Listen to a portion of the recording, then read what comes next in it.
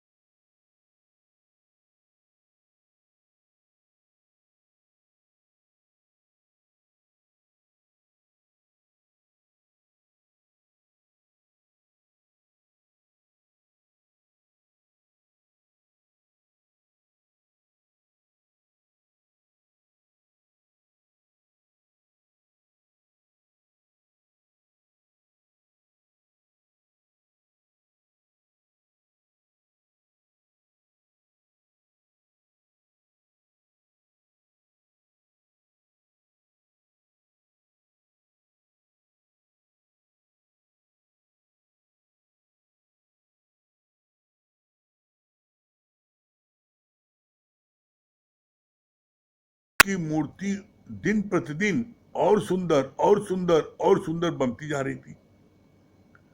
तो इसका परिणाम आगे क्या हुआ कि जो मूर्ति पहले उसकी जो है उसके पिताजी बेचते थे, तो उनकी मूर्ति बिकती थी 100 रुपए की। पिताजी ने बहुत कोशिश की तो उनकी मूर्ति बहुत लास्ट में जाकर के 100 से 200 तक हो गई, बस इससे ज़्यादा दाम कभी नहीं मिला उनको। लेकिन जब बेटे ने बनाना शुरू किया तो उसकी मूर्ति पहले तो 100 बिकी, फिर पिता ने जब बताया इसमें एक कमी है, इसको ठीक करो, वो ठीक करता गया तो 100 से 200 हो गई उसकी। बड़ा खुश हुआ कि आज मैं पिता के बराबर हो गया। फिर मूर्ति बनाया तो फिर पिता ने बताया बेटा इसमें कमी, ये ठीक करो। परिणाम ये हुआ रोज रोज पिता उसको बताता जाता था और रोज उसमें वो जैसा पिता कहता था वैसा वो उसमें संशोधन मूर्ति में करता जाता था। परिणाम क्या हुआ? परिणाम ये हुआ कि उस बच्चे की दिन प्रतिदिन हाथों में कला इतनी बढ़िया होती गई कि उसकी मूर्ति उसके हाथ से इतनी सुंदर बनने लगी कि वो मूर्ति का दाम 1000 रुपये मिलने लगा, 200 रुपये से 1000 मिलने लगा। बच्चा बहुत खुश हुआ, कितना आज मेरी मूर्ति 1000 बिक रही है, पिता की मूर्ति 200 बिकती थी। फिर उसने बनाया, पिता ने फिर कहा नहीं बेटा अभी इसमें ये सुधार करो और अच्छी हो जाएगी। तो उसको गुस्सा आ गया, बच्चे को गुस्सा आ गया और कहा कि आप कभी संतुष्ट नहीं होगे, कोई न कोई नुक्स रोज निकाल देते हो। है? आपकी मूर्ति बनती थी, आपने बेचा 200 रुपए की मैक्सिमम और मेरी मूर्ति बिक रही 1000 की, तभी आपको संतोष नहीं ना, कोई न कोई रोज नुक्स निकाल देते। तब पिता ने क्या कहा, बेटा बस अब आज से तुम्हारी मूर्ति का दाम बढ़ना बंद, और उसका जो दाम था उतने पर रह गया, आगे वो आगे नहीं सीख पाया। तो इसका सिद्धांत क्या है कि अगर कोई हमको हमारा एग्जामर बनता है और मेरे को गाइड करता है कि ये चीज़ इसमें खराबी है, इसमें खराबी है, तो हम अपने उसमें सुधार करते जाएं। फायदा किसका होगा? अरे फायदा आपको होगा, आपके हाथ में सफा आएगी, आपके हाथ में जो और निखार आता जाएगा। जो भी कार्य करोगे आप और अच्छे से करोगे। क्यों करोगे? क्योंकि आपको पता है कि मेरा ये कार्य फलाना चेकिंग करेगा, तो अच्छा से अच्छा आप करने की कोशिश करोगे। उसमें कोई कमी निकाल दे कोई बात नहीं है, आप बोलो उसको प्यार से, ठीक है आपको धन्यवाद, आपने बताया है, आगे हम इसमें जो है ये गलती नहीं होगी, हम सुधार। रोज उसको आप रोज धन्यवाद दो, रोज उसका शुक्राना मानो कि आपने इतनी मेरी कमियों को बताया जिसके कारण से आज मेरे कार्य में इतनी सफलता हमको मिली है। आप उसका शुक्राना मानो, आप देखोगे इससे आपको डबल फायदा होगा। पहला फायदा क्या होगा? आप अपनी जेठानी का दिल जीत लोगे। जेठानी जो है वो कहेगी मैंने तो इसको इतना कहा, मैंने तो ईर्षा बस कहा हो या जलन बस कहा हो कि मैं इतना अच्छा नहीं कर पाती, करिए इसको नीचे गिराएं, उसके बाद भी आप उसको प्यार से मोहब्बत से बोलियो कि आप जो है आपने बताया, आपका धन्यवाद, अच्छा हम इसमें सुधार कर लेंगे। आप जवाब नहीं दिया, आप अपनी गलती को एक्सेप्ट कर लिया, गलती नहीं है, बहुत अच्छा बनाया है, उसके बावजूद भी आप यू एक्सेप्टेड। उसका परिणाम क्या होगा? पहला परिणाम ये होगा कि आप उनका दिल जीत लोगे। वो आज नहीं, 1 साल बाद आप देखना वो तुम्हारे आगे नतमस्तक हो जाएंगी कि मैंने तो इसके लिए इतनी बुराई की, लेकिन ये तो हमेशा मेरा ही शुक्राना मानिए। एक दिन वो जो है तुम्हारे आगे नमन करेंगी। कैसे? गुरु ने बोला निहाई हथौड़ा, लोहार के यहाँ पर जहाँ पर सब बनती है छीनी हुई, तो वो लोग जो है निहाई पर हथौड़े से उसको तराशते हैं, कार्य करते हैं। तो हथौड़ा उनको 10 से टूट जाता है और निहाई एक नहीं टूटती। तो आप निहाई बने हो, वो वार करें, करने दो, आप उनके वार को एक्सेप्ट करके उनका धन्यवाद मानो। तो इसका ये पहला परिणाम तो हुआ शुभ कि आपने उनका दिल जीत लिया। दूसरा परिणाम क्या होगा, आपके कार्य में और कुशलता बढ़ेगी, आपका वो कार्य और अच्छे से अच्छा दिन पर दिन होता जाएगा। तो आपकी उन्नति की बुराई हुई। कभी भी आप तैश में आ करके अलग मत होना। क्यों? संयुक्त परिवार में जितना आपको फायदा है, अकेले रहने में उतना आपको नुकसान है। संयुक्त परिवार में है, आप परिवार में 10 लोग हैं तो 10 लोगों का बल है। कोई भी बाहरी व्यक्ति आपको कभी परेशान नहीं कर सकता। क्यों? वो जानता ही 10 लोग हैं, 10 एक हैं। तो 10 लकड़ी को आप बांध दो और 10 लकड़ी को बांध के उसको तोड़ो तो कोई नहीं तोड़ पाएगा, कितना बड़ा पहलवान हो। और एक एक लकड़ी दे दो, सब तोड़ देंगे। तो पहली बात तो ये कि आप बड़े सुरक्षित रहोगे, कोई आपको परेशान नहीं कर सकता, आपके साथ में अन्याय नहीं कर सकता। दूसरी बात क्या, आप कहीं भी घर से गए, बाहर गए, आप निश्चिंत हैं, घर में तो लोगों को कोई चिंता नहीं है। अकेले हो, अब यहाँ ताला बंद करो, यहाँ कुंडी बंद करो, उसके बाद में आपके जाने के बाद कोई आ रहा है, आपको पता नहीं है। तो संयुक्त परिवार आजकल बिखर रहे हैं। क्यों? क्योंकि किसी में सहन शक्ति नहीं है, कोई किसी की बात को सहना ही नहीं चाहता।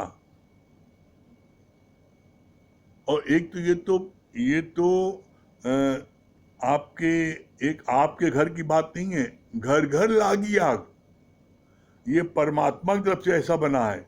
दौरानी जिठानी पटती नहीं कभी। यहां तक कि 2 सगी बहनें हों जो एक दूसरे के लिए जान देती हैं, लेकिन शादी होने के बाद में जब वो दौरानी जिठानी हो जाती हैं तो एक दूसरे को काटती हैं, एक दूसरे को देख नहीं पाती। ये दौरानी जिठानी का संबंध है ही ऐसा। तो बोला नहीं शुरू में, जीव बनोगे, देवरानी बनोगे, जिठानी बनोगे, देवर बनोगे, जीजा बनोगे, साले बनोगे, लड़के बनोगे, पिता बनोगे, अम्मा बनोगे। तो जो जो बनोगे तो बनना ही है अज्ञान। तो आपको अनेकों उसमें कष्ट सहना पड़ेगा। लेकिन आप हो ब्रह्म, आप अपने को ब्रह्म नहीं मानते, मान लेते हो मैं फलाने की मम्मी हूं, मैं फलाने का पापा हूं, मैं फलाने की बेटी हूं, मैं फलाने की देवरानी हूं। अरे भाई, आप देवरानी, जिठानी, सास, ससुर, पति, पत्नी कुछ भी बनोगे तो क्या बोला गुरुजी ने, जीव बनोगे तो जीव में अनेकों कष्ट आपको मिलेगा, अनेकों सुख दुख मिलेगा। लेकिन आप जब ब्रह्म में रहोगे, अपनी आत्मा में रहोगे, तो आपको कोई दुख सुख नहीं होगा। इसीलिए भगवान ने बोला 2 प्रकार की सृष्टि है, एक है ईश्वर सृष्टि और एक है जीव सृष्टि। ईश्वर सृष्टि में कोई दुख नहीं है। आज किसी को मौत हुई, किसी को शादी ब्याह है, दोनों जहां मौत हो रही है तो उसके परिवार के जो सदस्य हैं वो रो रहे हैं, लेकिन जिसको वहां शादी हो रही वहां सब हंस रहे हैं, खुशी मना रहे हैं। तो परमात्मा के, ईश्वर की सृष्टि में कोई दुख सुख नहीं है। कैसे? इसका एक बहुत अच्छा गुरु जी ने दृष्टांत सुनाया था कि एक लकड़हारा, जो लकड़ी टाल जिसका था, जो शमशान घाट में बेचता था, उसकी बेचारे की 3 दिन से लकड़ी नहीं बिकी थी। उसके यहाँ पर लकड़ी जो है, एक मुर्दा आया। कौन सा आया? एक इकलौता बेटा था और वो जो है 20 साल में मर गया। तो 20 साल मरा तो वहाँ तो कोहराम मच गया उस परिवार में। लेकिन जब यहाँ शमशान घाट पर आया तो इसके बच्चे 3 दिन से भूखे थे। उस दिन उसकी लकड़ी बिकी तो उसको वहाँ हलवा बना, पूड़ी बनी, तो वहाँ हलवा पूड़ी बनाई और खूब मौज बनाई, और उसको वहाँ कितना रोना पिटना। तो रोना पिटना कहाँ, जिसको वहाँ मौत हुई, तो जब वो लड़का माना तो मौत हुई। कितने लोगों की मौत हुई उस दिन तो दुख नहीं हुआ, लेकिन मेरे बेटे की मौत हुई तो दुख हुआ। तो इसीलिए बोला ईश्वर सृष्टि में रहोगे तो किसी भी दुख सुख में नहीं पड़ोगे, और जीव सृष्टि में रहोगे तो अनेकों दुख सुख आएगा। तो ऐसे में किसी को बुरा नहीं मानो, उनका आप शुक्राना मानो, धन्यवाद मानो। तो इससे आपको क्या होगा, इससे आपको भी मन में शांति मिलेगी और उनको भी शांति मिलेगी, और एक दिन आपके आगे नतमस्तक होंगे। देख लेना, आप करके देखो, गुरु की वाणी मान के देखो, आपको फायदा न हो तब कहना, ठीक।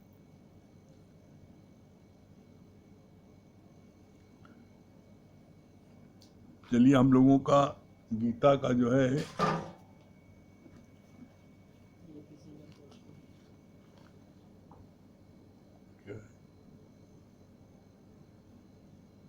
पढ़ो क्या है,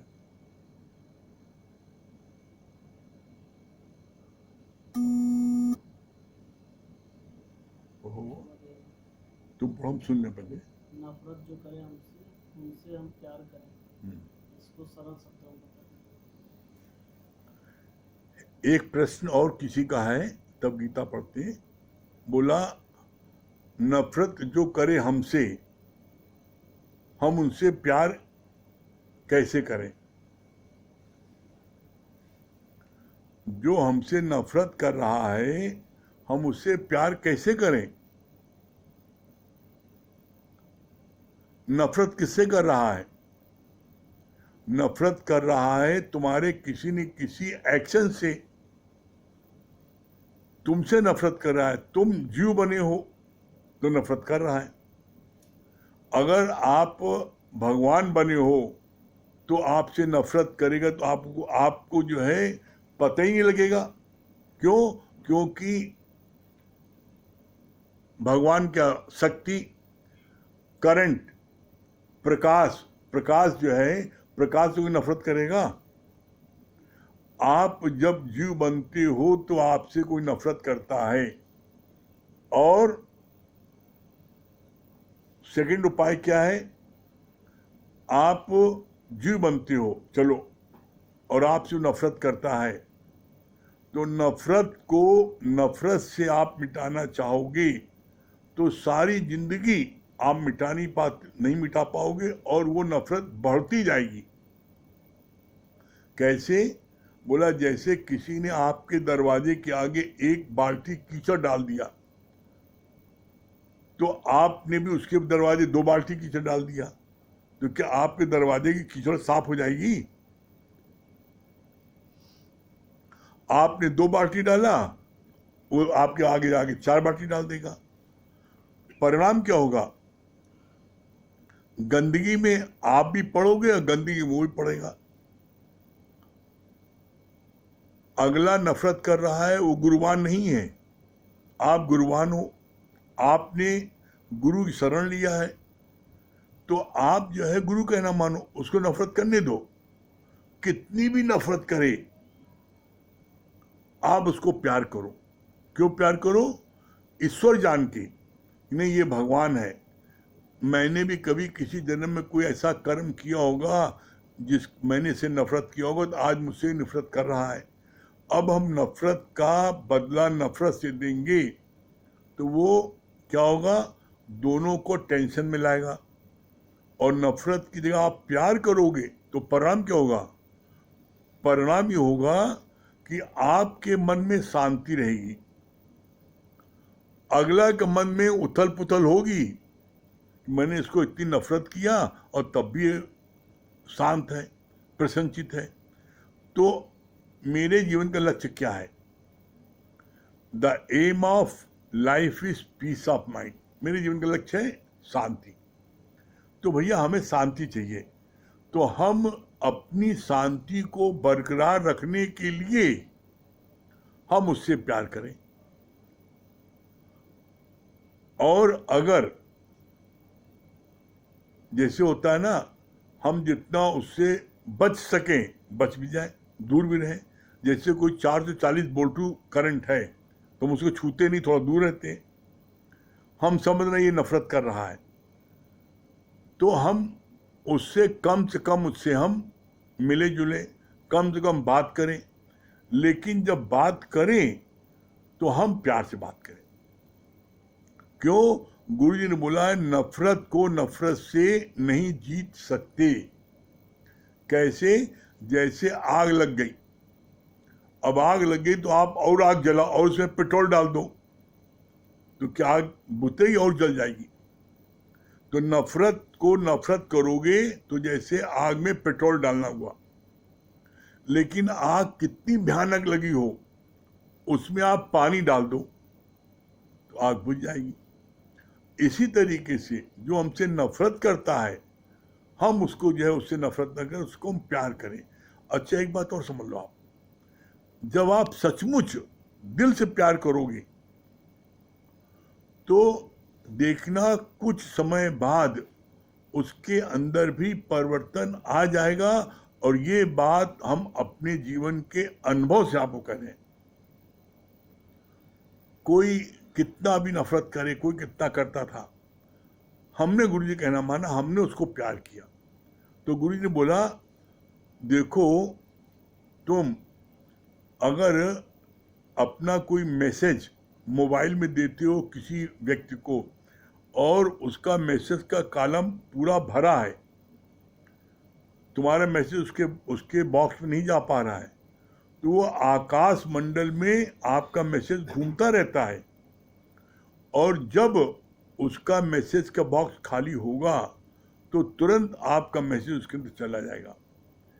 मतलब जो आप प्यार का वाइब्रेशन दे रहे हो, वो प्यार का वाइब्रेशन जैसे उसका ब्लॉक खाली होगा आपका उसमें चले आएगा, तो उसके जीवन में भी परिवर्तन आएगा। ऐसा हमने अपने जीवन में स्वयं देखा है।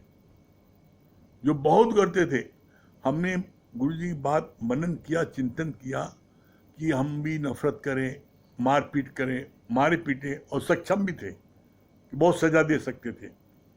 लेकिन हमने कहा हम सजा दे, हमें मिलेगा क्या? अगर हम सजा दे देते हैं तो हमें क्या मिलेगा? सजा हम देते हैं किसी को तो निश्चित है मेरा मन भी अशांत होगा। तो हम किसी दूसरे की गलती के कारण हम अपने को अशांत करें, इसके लिए गुरु ने बहुत अच्छी बात बोली। कहा with the mistake of others, हम परेशान हो, गलती कर रहा है वो, नफरत कर रहा है वो, और उसके वजह से हम भी नफरत करें, हम अपने मन को शांत करें। अरे भाई, हम शांत स्वरूप ब्रह्म हैं, हम सच्चित आनंद हैं। हम अपने आनंद को किसी की अज्ञानता के कारण क्यों हम मिटाएं? अरे वो ज्ञान में है, अज्ञान में जले भुने, हमें क्या करना है? हमारे पास आएगा, हम पानी डाल देंगे, तो इससे आपके मन को शांति मिलेगी। अगला जलने दो, आप उसकी चिंता नहीं करो। आप अपनी तरफ से शुद्ध वाइब्रेशन देते जाओ। एक दिन वो वाइब्रेशंस आपका निश्चित काम आएगा, चाहे वो 1 महीने बाद आए और चाहे 1 साल बाद आए। लेकिन आप देख लेना, वो आपसे नफरत करना बंद कर देगा और आपको प्यार करने के लिए मजबूर हो जाएगा। ये जो बातें भी आपको गुरु ने बताई जाती है, ये सब अपने जीवन के अनुभव की बात बताई जा रही है। आप करके देखना, और आपको फायदा न हो तब कहना, ठीक है? चलिए, हम लोगों का गीता का चल रहा था, कल पढ़ा गया था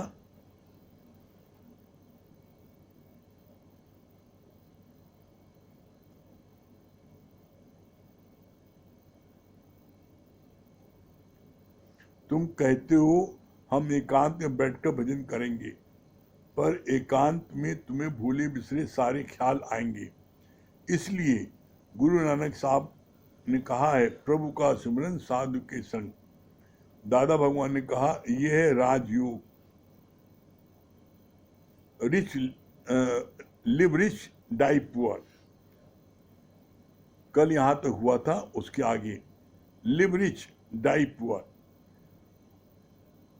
लिव रिच डाई पुअर मतलब क्या हुआ? जब तक रहो शांत से रहो, जो है खर्च करो। लिव रिच, जो है तुम्हारे पास खर्च करो, उसको तिजोरी में बंद करके नहीं रखो। यही लिखा है, लक्ष्मी को तुम तिजोरी में रखते हो, उसको घुटन नहीं होगी। सही तरह से जीना गुरु सिखाता है। गुरु हमको जीना सिखाता है कि अगर तुम्हारे पास में 10 रुपए है तो 10 रुपए को उसको मुट्ठी में दबाए नहीं रहो। 10 रुपए का मौसमी जूस पियो, वो तुम्हें फायदा करेगा। जितना तुम्हारे पास है उसको खर्चो, उदारचित हो। जब आप उदारचित होगे, खर्चोगे, तो परमात्मा आपको और देगा, और आप उसको रखे रहोगे तो राख हो जाएगा। आप देख लो, आज अपने मन में विचार करो, आज आपको किस चीज की कमी है। आज आपने प्रातः काल से लेकर अभी तक अच्छे से अच्छा खाया, पिया, पहना, ओढ़ा, उठे, बैठे, सब काम किया, किस बात की कमी है? आप चिंता करो कल कैसे होगा। अरे कल की चिंता छोड़ो, आज में जियो। जो भी कल की चिंता करेगा, भविष्य के लिए सोचेगा और पास्ट के लिए सोचेगा, तो वो हमेशा उसको दुख उठाना पड़ेगा। और आज और अभी में आप रहो। आज आपको अभी खाना पीना मिला, अच्छे से समय बीता, बस बहुत अच्छा, कल ही भगवान बहुत अच्छा करेगा। तो इससे आपका अच्छा अच्छा होता जाएगा, बुरा कभी नहीं होगा। फिर आगे बोला, सही तरह से जीना गुरु सिखाता है। कैसे? बोला, जब सही तरह से जीना सीख जाते हैं तब ये ज्ञान कैसे हो जाता है? हसंदियाँ खिलंदियाँ खाबंदियाँ बिछोबे मुक्त। हंसते खेलते कूदते खाते पीते हम अपनी मंजिल को प्राप्त कर लेते हैं। दुख सुख जिस सम दृष्टा, नानक पाप पुण्य नहीं लिया। जो दुख सुख को समान दृष्टि से देखता है, नायक साहब ने बोला, उसके लेखे में कोई पाप पुण्य नहीं आता। जैसे कीचड़ में कमल खिलता है, ऐसे ही जगत में रहो, पर इतना उपराम होकर कि तुम निर्लेप होकर चमकते रहो। दुनिया की निंदा तुम्हारे लिए खाद का काम करेगी। अभी जो प्रश्न था उसका उत्तर यही है। दुनिया के लोग तुम्हारे लिए खाद काम करेंगे। कमल कहाँ खिलता है? कीचड़ में। कीचड़ ही उसकी खाद है, लेकिन कीचड़ उसके लगती नहीं ना। इसी तरीके से तुम जगत में रहते हो तो जगत वाले तुम्हारे लिए खाद हैं। वो तुम्हें उल्टा पुल्टा बोलेंगे, तो जितना उल्टा बोलेंगे तभी तो आप सावधान होते हो। अगर हर आदमी आपकी प्रशंसा करे तो आप सावधानी आपकी हट जाएगी और बड़ी दुर्घटना हो जाएगी। तो जो हमको टोका टाकी करते हैं वो मेरे लिए हितैषी हैं। हम उनके कारण बड़ा अलर्ट होके चलते हैं, जो बड़ी दुर्घटना होने से बच जाती है। फिर आगे बोला, भले चंडाल के घर से भीख मांगनी पड़े, जूते पर रोटी मिले तो भी ये ब्रह्मज्ञान नहीं छोड़ना है। इतनी बातों के लिए रोज व रोज अपने मन को तैयार करो। अपने मन को तैयार करो कि अगर हमें चंडाल घर से भी खाना मिले तो हम खाना ले लेंगे, लेकिन सत्संग नहीं छोड़ेंगे। हमारे को भीख भी मांगनी पड़े तो हम भीख मांग लें, लेकिन सत्संग नहीं छोड़ेंगे। ये मन में संकल्प करो। ये कल्प वृक्ष है सत्संग। लेकिन देखने में क्या आता है, जरा सी कोई परेशानी आई, बच्चे की जुकाम है, सत्संग बंद। दावत में जाना है, सत्संग बंद। किसी रिश्तेदार को जाना है मिलने जुलने, सत्संग बंद। नहीं, सत्संग को सबसे टॉप प्रायोरिटी दो, तब आपके जीवन में क्या होगा? आपके जीवन में परमानेंट हैप्पीनेस तब आपको प्राप्त होगी। फिर आगे बोला, कई लोग मन को बस में करने के लिए बाहर के साधन करते हैं तो भी अंदर से उनका रोग समाप्त नहीं होता। मिठाई की प्लेट टेबल पर रखी थी, 4 लोग बैठे थे, किसी ने मिठाई नहीं खाई, पर इसका कारण सबने अलग अलग बताया। किसी ने कहा भूख नहीं थी, किसी ने कहा बहुत प्यार से कहते तो शायद खा लेते, एक ने कहा मेरे को डायबिटीज है। तात्पर्य ये कि मिठाई खाने की चाहना तो किसी के अंदर भी नष्ट नहीं हुई थी।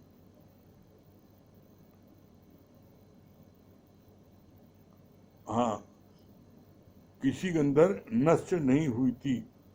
सम स्वभाव वाली इंद्रियां, ये प्रमथन स्वभाव वाली इंद्रियां मनुष्य को विश्व में घसीट कर ले जाती है जब तक मन पूर्णतः बस में नहीं है। क्या बोला इसके लिए? मन जो है अंदर से हमें किसी चीज के लिए तैयार होना है। हमने मिठाई नहीं खाई, किसी को 4 लड्डू मिला, किसी को 3 मिला, किसी को 2 मिला, किसी को 1 मिला, तो जिसको 4 मिला उसके मन में ये भावना आ रही है कि लगता है इनका लड्डू सड़ रहा था तो हमें 4 दे दिया। जिसको 3 मिला उसको गुस्सा आ रहा है कि हमको 3 क्यों दिया, इसको 4 दिया, हमारी बेइज्जती है इसलिए नहीं खा रहे हैं। जिसको 2 दिया उसको और बुरा लगा, अरे मैं क्या भीख मंगाऊं क्या, जो हमको 2 दिया उसको 4 दिया। एक वाले को उसको जो है लग रहा है नहीं। तो बोला कि अंदर में खाने की इच्छा सब है, लेकिन अंदर में किसी और कारण से। तो बोला नहीं, यहाँ बाहर का चेंज नहीं है, अंदर चेंज होना चाहिए तुम्हारे को। इसी तरीके से यहाँ बोला इस बात को कि तुम्हारी ये प्रमथन स्वभाव वाली इंद्रियां, ये इंद्रियां क्या है? 5 ज्ञान इंद्रियां हैं, 5 कर्म इंद्रियां हैं।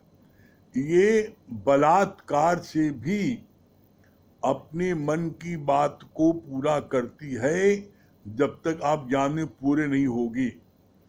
ज्ञान में जब तक पूरे नहीं होगे, ज्ञान को पूरे अच्छे ढंग से नहीं समझोगे, ये प्रमथन स्वभाव वाली इंद्रियां अपने मन की बात को पूरा कर लेंगी, हर कीमत पर कर लेंगी। इसलिए ज्ञान को समझना बहुत जरूरी है।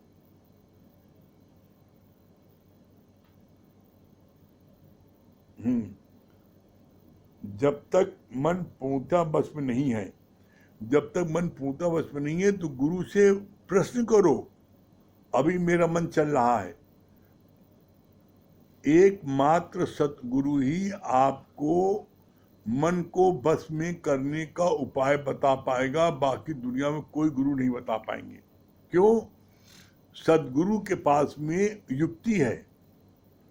मन मारन की औषधि सतगुरु देत बताए। मन को मारने की एकमात्र औषध सतगुरु जानता, बाकी कोई नहीं जानता।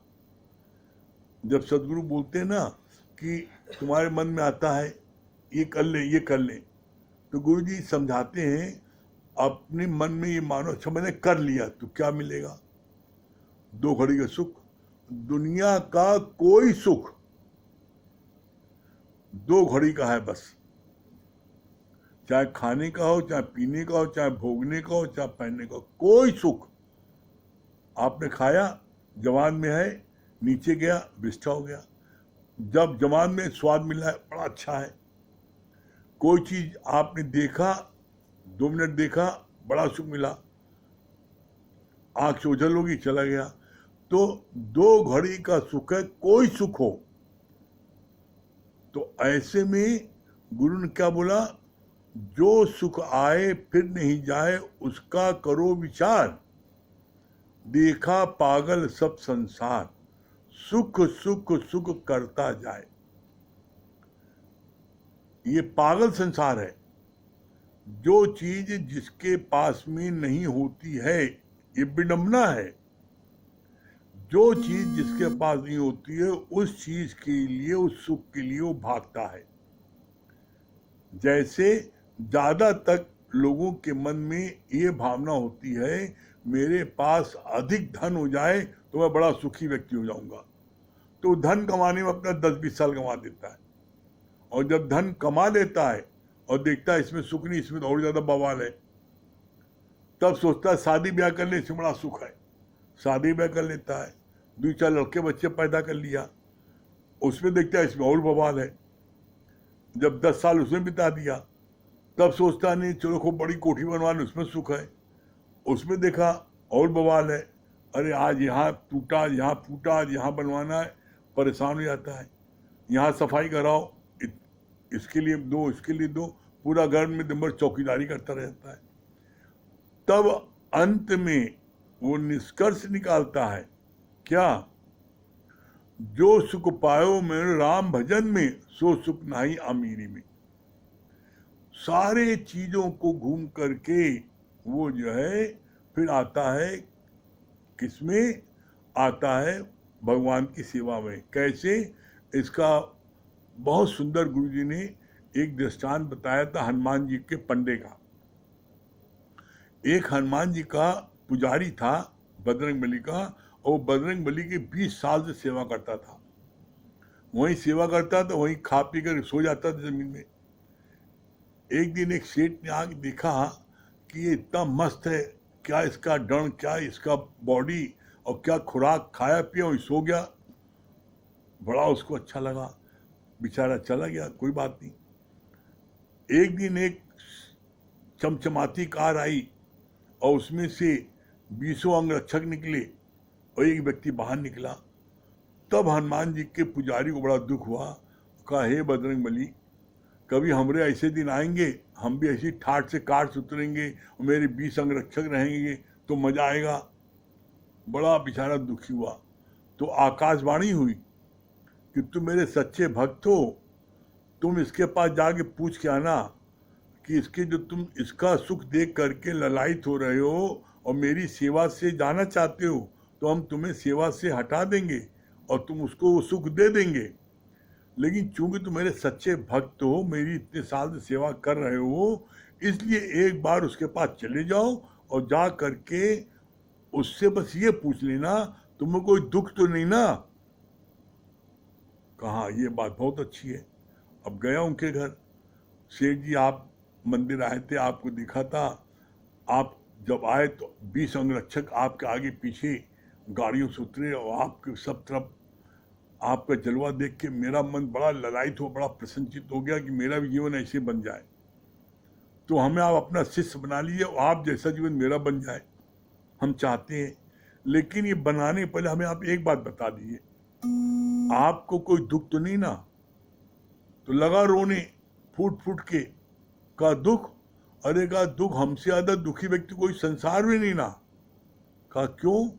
कहा भैया जो तुम मेरे इतने 20-20 अंगरक्षक देख रहे हो, भैया उसका कारण सिर्फ एक है, मेरी कोई औलाद नहीं है, मेरे पास अपार धन संपत्ति मैंने कमा ली, उस अपार धन संपत्ति को छीनने के लिए मेरे ही जानी दुश्मन, मेरे रिश्तेदार, मेरे दोस्त यार हो गए, कैसे उसको जान से मारे और उसका धन मैं सब हड़प लूं। तो मैं अपनी जान की रक्षा के लिए इतने अंगरक्षक रखा है। फिर अब एक जगह से वैराग उत्पन्न हुआ, लेकिन फिर छिन छिन भूला नार। अब उस सेठ ने बता दिया भैया हमारे पास कोई औलाद नहीं है, लेकिन एक मेरे मित्र उनके पास में जो है 4 उनके लड़के हैं, और वो लड़के जो है, और उनके पास मेरा धन दौलत भी है भैया, वो सुखी वो है, मेरे पास तो इसलिए दुख है, मेरे को औलाद नहीं है। चलो भैया उनके पास चले गए, उनसे बताया आपके मित्र ने भेजा है और आप अपना शिष्य बना लीजिए, लेकिन पहले बताइए कोई दुख तो नहीं ना। लगा रोने का दुख? अरे कहा भाई उनके पास कोई औलाद नहीं थी, आपके पास 4 औलाद है, बेटे, तब का दुख? अरे क्या यही तो रोना है, चारों जो है शराबी कबाबी हैं, रात को 2 बजे आता है, कोई 3 बजे आता है, रात में हमको जगाते हैं, रात में सोने नहीं देते। ऐसी औलाद ना होती ज्यादा अच्छा था। मैं धन कमा के पछता रहा हूं, मैं क्या करूं? तो बोला इसको समझना बड़ा मुश्किल होता है। तो फिर अब वहां से वैराग उत्पन्न हुआ, तो उसने लालच दे दी कि मेरे एक दोस्त हैं, उनके 4 बेटे, भैया उनके बेटे तो राम, लखन, भरत, शत्रुघ्न ऐसे पुत्र हैं। भैया वो दुनिया के सबसे सुखी व्यक्ति हैं। उनके घर गया, उनके जब घर गया तो पंडित जी तो पहचान गए कि ये सेठ एक दिन आया था, हम जब खाना खा रहे थे सोने जा रहे थे और सो गए थे, ये मंदिर में पूजा कर रहा था। लेकिन वो सेठ इनको नहीं पहचाना कि वही पुजारी है। कहा बोलिए कैसे आना हुआ? कहा आपके फलाने मित्र भेजा है और ये बोला कि आप सबसे सुखी व्यक्ति हैं और मेरे 4 औलाद हैं, सब निकम्मी हैं, आप अपना शिष्य बना ली, लेकिन मुझको बताइए पहले आपको कोई दुख तो नहीं ना? कहा दुख? कहा हमसे ज़्यादा दुखी कोई व्यक्ति संसार में कोई नहीं ना। अब आपको क्या हुआ? कहा मेरे को भैया मेरे सारे डॉक्टर यहाँ के मेरे दुश्मन हैं। कहें क्यों? कहें एक रोटी का ऊपर का छिलका कहते हैं खा लो, और एक कटोरी दाल का पानी, और एक कटोरी दवा कहते हैं खाओ। मैं तो एक कटोरी दवा रोज खा खा करके उबिया गया हूं। फुल्का एक रोटी के ऊपर छिलका मिलता और एक दाल के पानी कटोरी, बस। मुझको तो इतना दुख होता है, हे भगवान मेरे पास आपने अपार संपदा दी है, बेटे इतने लायक दिए हैं, लेकिन मेरे को भूखी मैं तरसता हूं कुछ खाने को मिले, मुझको रात में नींद ही नहीं आती। फिर कहा आइए आपको हम दिखाएं। ले गया उनको हनुमान जी का मंदिर अपने घर में बना रखा था, और उसी पुजारी को कहता भैया मैं ये हनुमान जी के मंदिर जो मेरे घर में है, मैं हनुमान जी से रोज प्रार्थना करता हूँ। क्या प्रार्थना करता हूँ? हे बजरंगबली, वो मंदिर के पंडा की तरह, और वही पंडित बता रहे हैं सेठ जी, हे बजरंगबली आप उस मंदिर के पंडे की तरह मेरे को भूख दे दो, और उसी पंडित का मेरे को नींद दे दो, और मेरे को सेहत दे दो, और मेरी सारी धन संपत्ति तुम ले लो। अब वो पंडा जो हनुमान जी की 20 साल सेवा करता था, वो उनके पास गया, और जब वो सेठ जी ने कहा हमें पंडे वाला जीवन दे दो, तब उसकी आंख खुली। अरे बाप रे, हमारी सेहत, हमारी खुराक और हमारी नींद मांग रहे हैं। इसीलिए भगवान ने कहा इस धरती पर टोटल 2.5 सुख हैं।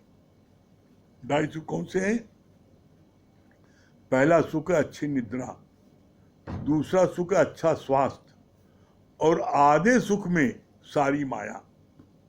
अब आप बताओ,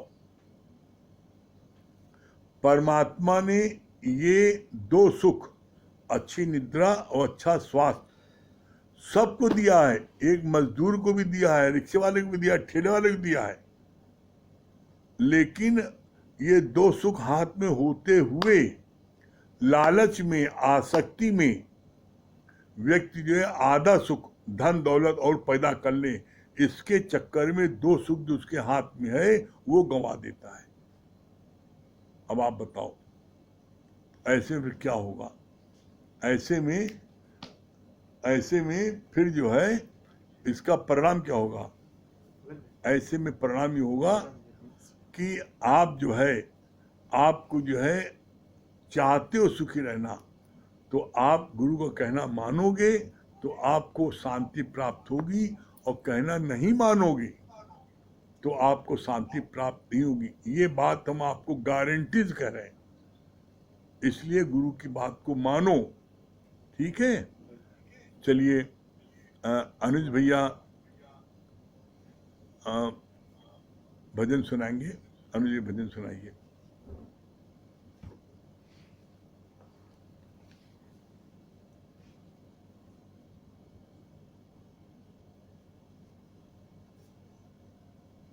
इसे सुनो, कोई बात नहीं, ऐसे सुनो, ऐसे आ जाएगा।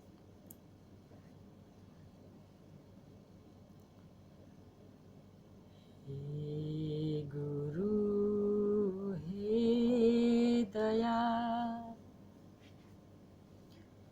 हे गुरु हे दया, मेरे साहिब आप हैं, आप मान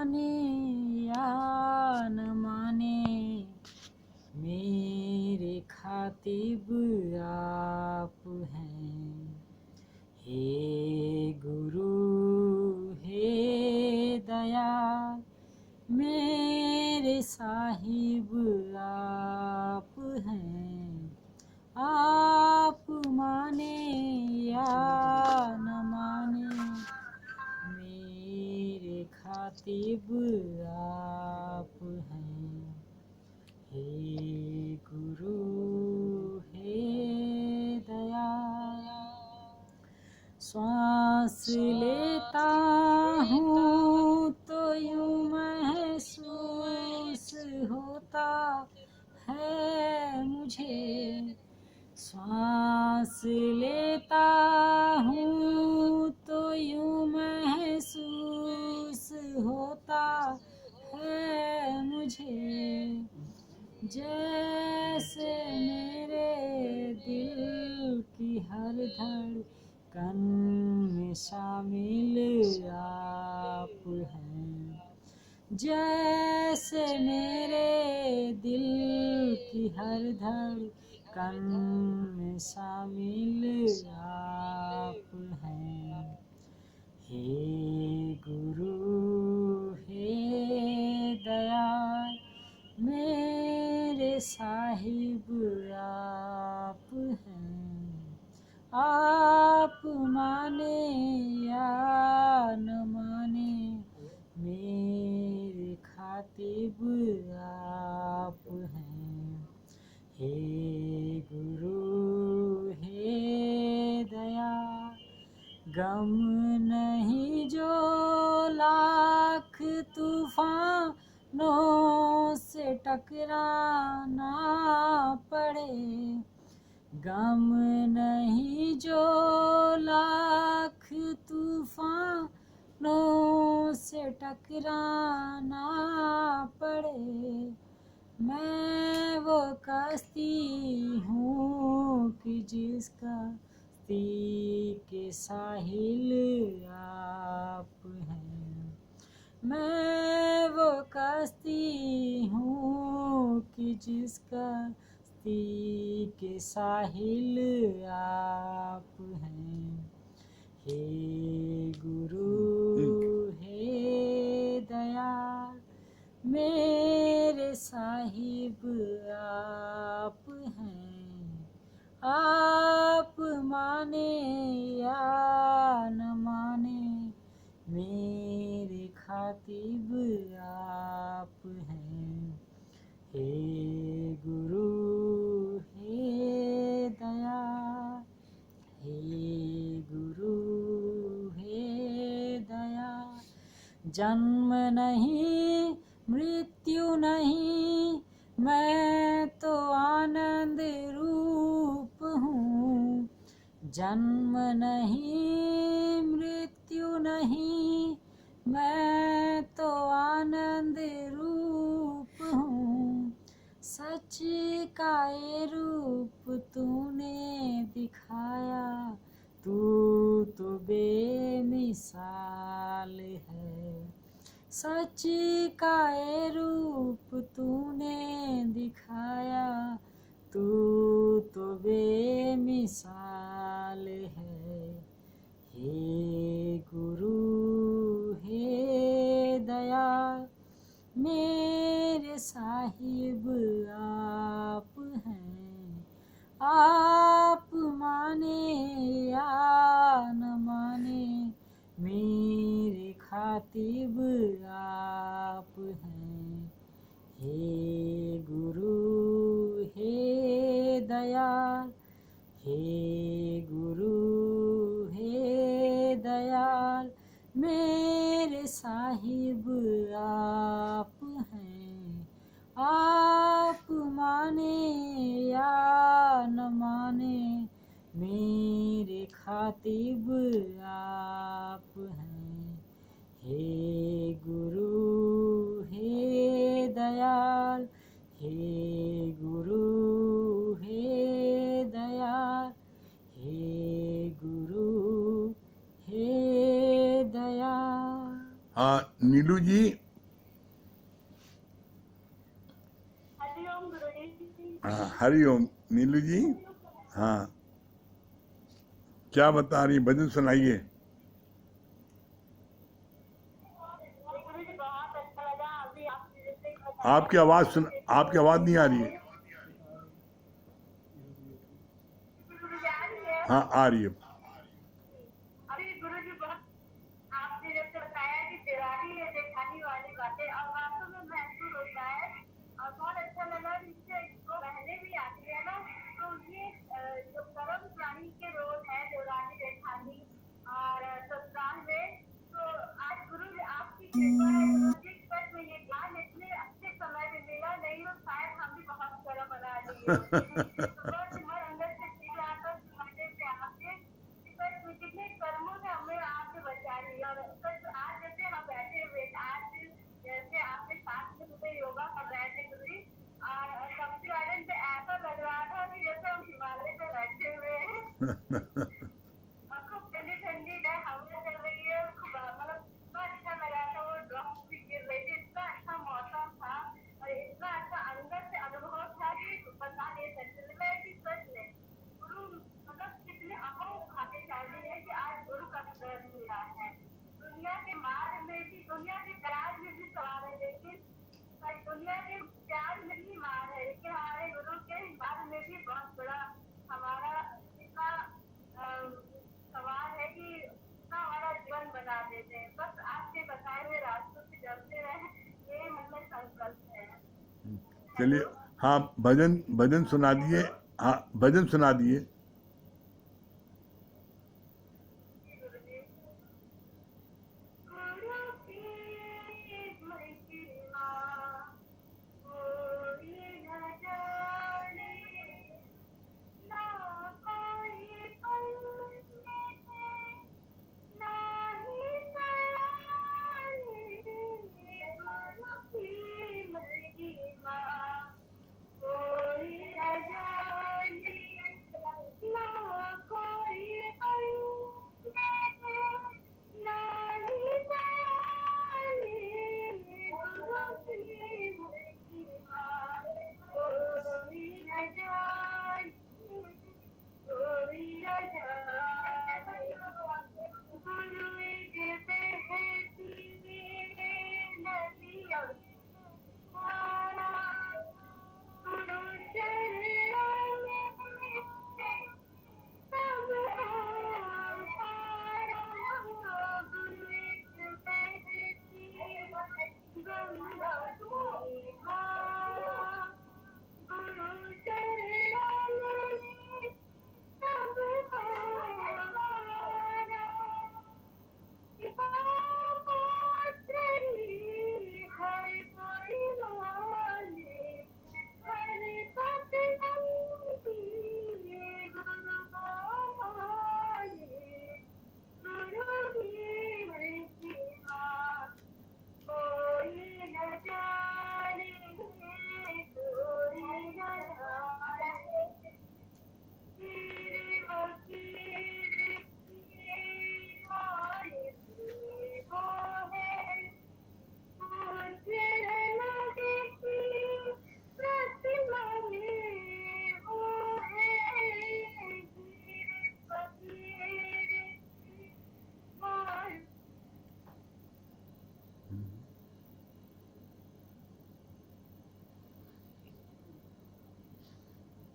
नेटवर्क की दिक्कत है। फोटो नेटवर्क उनकी फोटो लो।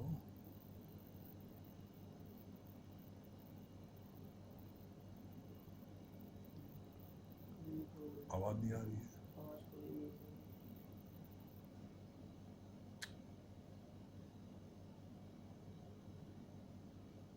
आप में आवाज़ नहीं आ रही आप नहीं नहीं वहाँ से हाँ हाँ खुला है। फिर से करिए वो हो गई म्यूट हो गई आपकी आवाज नहीं आ रही है नीलू जी। बोलिए आपने म्यूट कर दिया। करिए हाँ है तो कर रहे ये वाली इनका म्यूट हो गया वहाँ से जाएगा हाँ ये है कर दी ये तो कर रहे हैं ये म्यूट तुम कर दो यार, वो जब तक वो नहीं करेंगे तब तक नहीं होगा। आवाज आप कहीं गलत है, आप बोलिए सर। आपकी आवाज नहीं आ रही है नीलू जी, आवाज नहीं आ रही आपकी। हेलो हाँ अब आ रही मुझे थी, आ रही है हाँ अब आ रही है।